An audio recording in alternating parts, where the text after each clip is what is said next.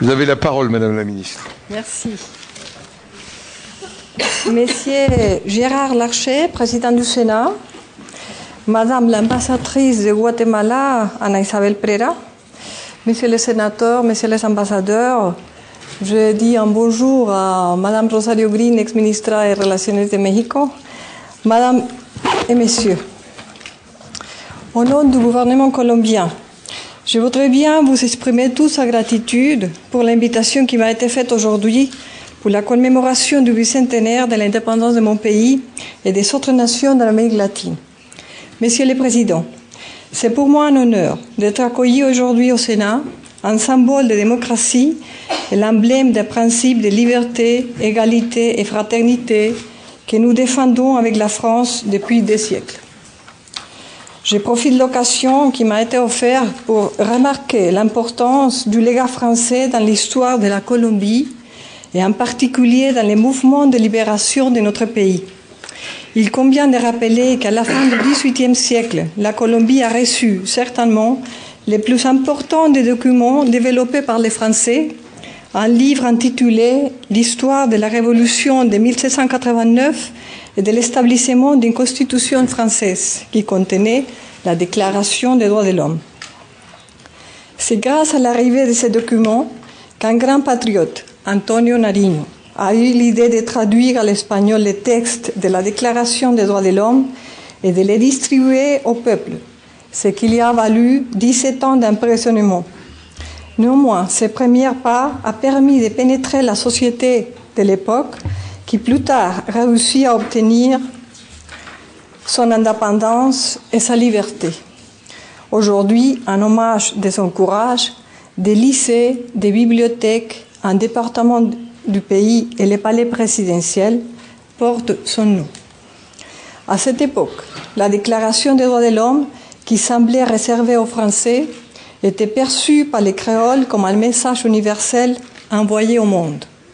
Pour sa part, la Révolution française était un événement qui a divisé l'histoire en deux, non seulement à Paris, mais aussi sous d'autres latitudes.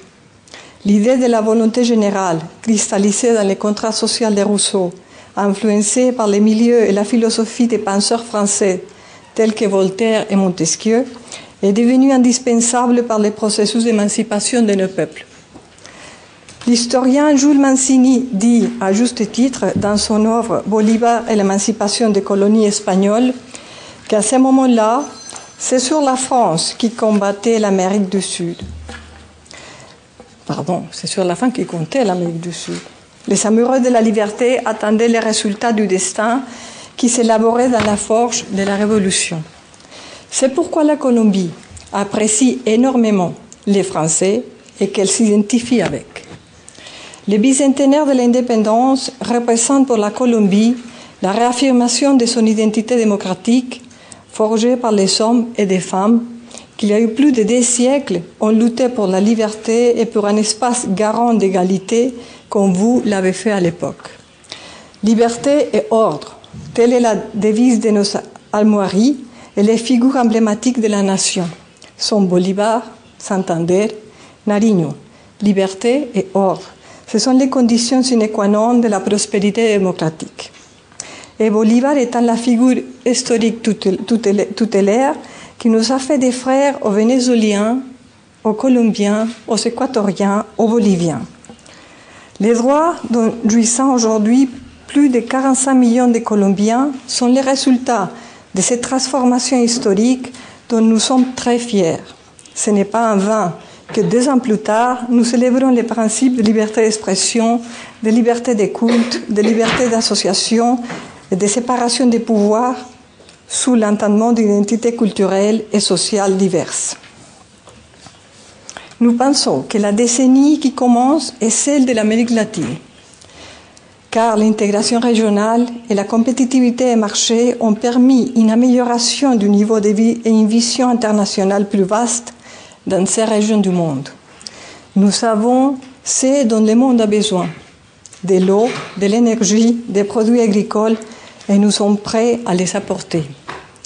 La Colombie est engagée dans une étape de prospérité démocratique au sein de laquelle l'intégration et l'investissement trouvent leur place.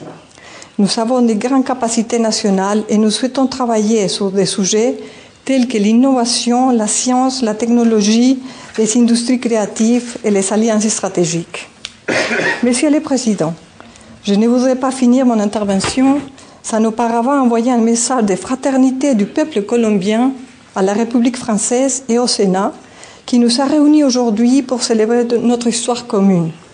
Au nom du président de la République colombienne, M. Juan Manuel Santos, je souhaite exprimer toute la gratitude de mon pays et j'espère que l'histoire se chargera, comme dans le passé, de renforcer nos liens au profit du développement de nos peuples. Merci beaucoup.